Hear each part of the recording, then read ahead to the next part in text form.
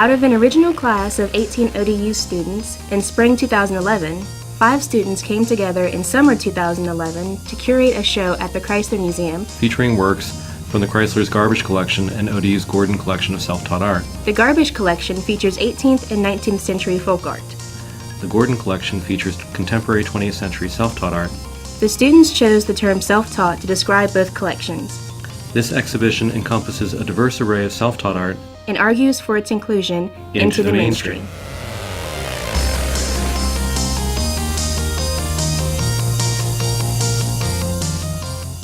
In the most basic terms, self-taught art is art done by anyone who lacks the formal academic training, whatever that might be during the time period. It's a passion that they have that they're going to do no matter what. I think some people are just born with a natural talent. Joshua Johnston, who's represented in the Garbage Collection, but not in this show, advertised himself as a self-taught genius. You kind of lack the formal training. You're not bound by the rules that some people are taught. The idea behind choosing self-taught is that it indicates the informality of the training that they've had, but it doesn't denote that their art is inferior.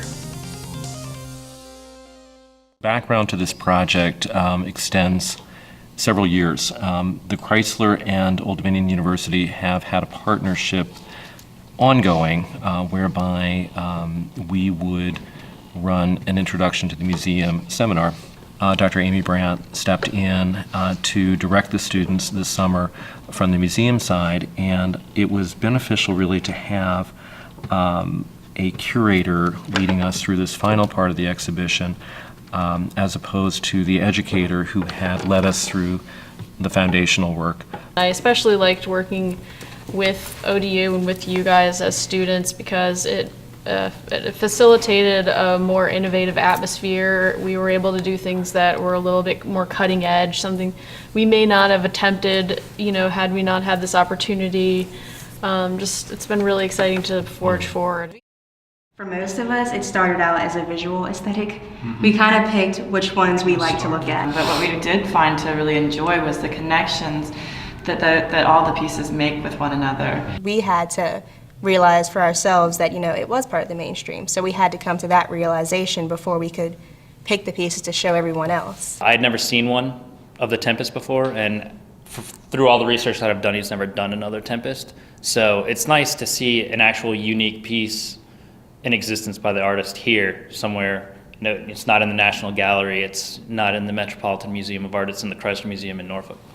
Being in this little corner gallery, it really is an intimate spot, but it's also talking to the other galleries around it, and I think that that's very important.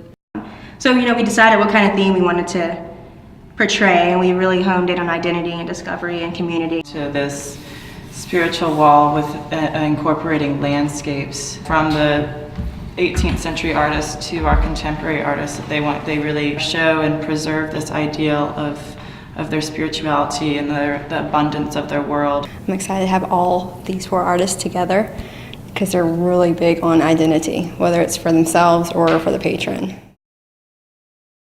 It's a wall that's meant to display identity within community, and I think it does that really well. For example, we have the Purvis, who is really well known for painting on stuff that he found within his community. In this example, it's a piece of plywood, and he would often just hang it back up. So I think that really elicits that idea of community just by having that, and then when you surround it with other heads and such, it starts becoming one big experience as opposed to each individual portrait. So you get this community feel.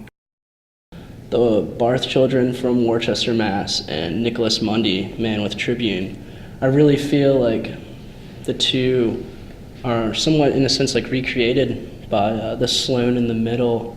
While the formal, aspects are similar in all 3, I really feel like the Sloan makes the 2 pop. We had some pretty knockdown dragouts trying to get some works in, some works out, kick these in. It's hard enough to be a curator by yourself, let alone 5 people working together. We went through a lot of different, I guess you could almost say, struggles with where, each painting was going to go. That was pretty challenging. He was all for the Sloan. She hated the Sloan. I wanted to put 8 sessals in there. It was pretty crazy. The Sloan, before I even knew who it was, before I even knew the title, it was just the first image that that popped out at me. We've kind of kicked it out at least 2 or 3 times. Oh, at least. But we went to visit the Gordons, and Chris kind of pulled a coup on us and showed the pairing to Mrs. Gordon. Wojtowicz. And Wojtowicz went with Mrs. Gordon. He was like, yeah, we love it. And Mrs. Gordon was like, yeah, we love it. And Chris was like, I told you so. I really feel like the most interesting part about actually seeing the works were the application of the paint. Of the sessile too, and this is the last time I'm going to harp sessile, I promise. Like, it's just, you can kind of see, it looks like he took a shovel, threw oil paint on there, and just kind of smoothed it out. It's that rough and that thick, so you don't really get that in pictures.